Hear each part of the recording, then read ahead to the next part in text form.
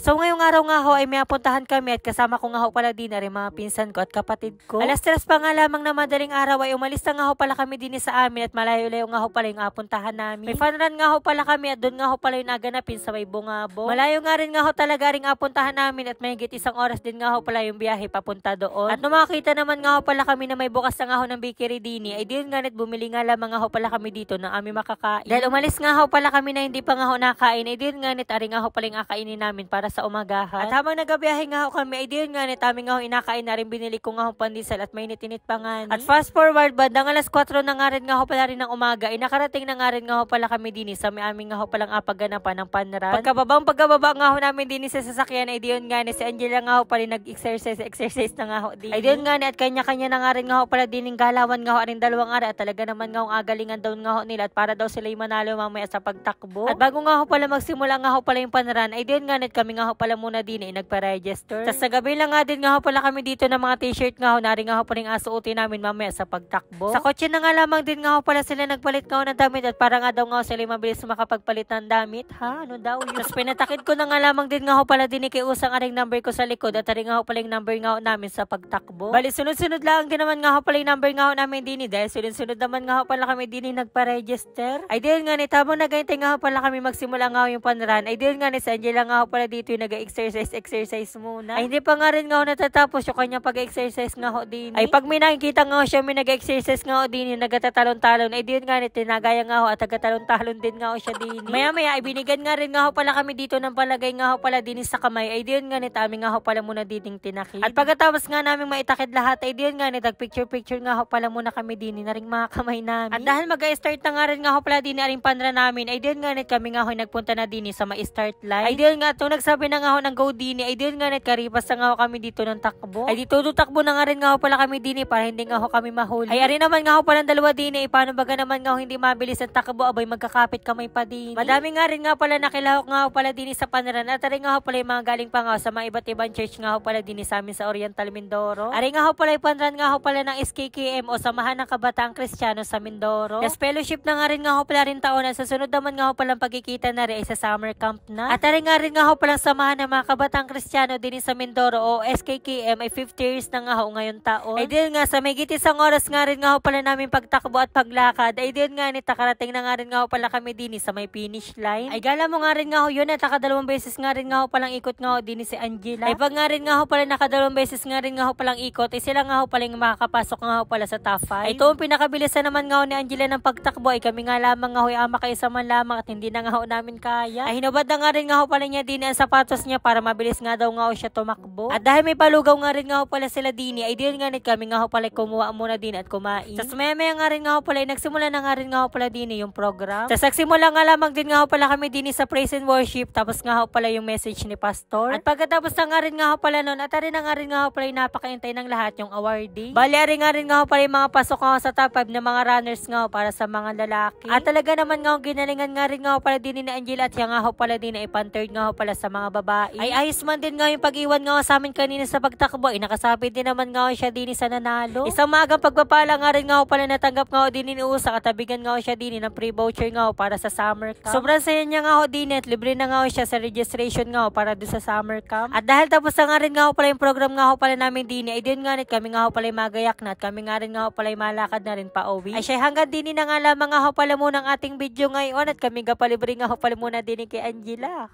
Uy.